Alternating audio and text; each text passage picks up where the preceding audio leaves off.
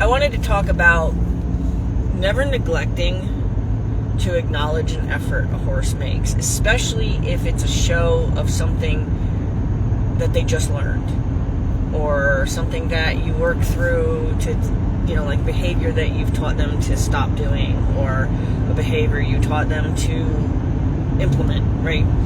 So I catch kind of like say in a lesson and we're working on something like more specific, yet there were opportunities for, say, the horse to do something it used to do, and there was a genuine example of the horse saying, yes, I learned not to do that anymore. Like the drive-bys. Okay, so when a horse is out on a circle and you send them out on a circle, and instead of them crossing over their front feet and going out on the circle, they come in towards you to kind of go across the circle, and then maybe they'll start the circle on the other side. But they don't, from where they're standing, if they don't cross their feet over and get out on the track right away, often they come and do what I call a drive-by. They come pretty close to you, and then maybe after they hit the end of the line, after they pass you, they'll start their circle out on the track.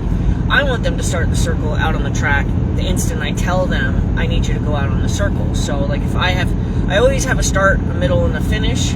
Like I have a start, an activity, and an end. So I always back them away from me before I ask them to go out on a circle.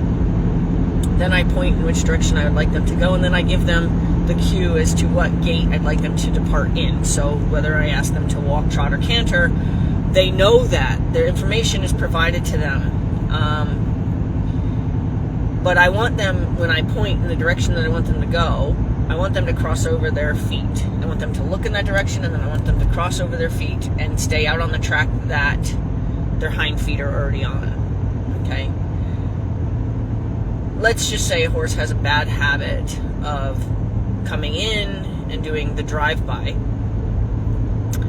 And we worked on teaching the horse about following the direction and staying out on the track from the beginning. And now we're a couple weeks into working with them or something like that, and the person wiggles them back, chooses a direction, and the horse crosses over and stays out on the track. I don't want you to forget to tell them how awesome they are, right? That they do it that way now, right? That they stopped doing it in a less desirable way because they're making an effort.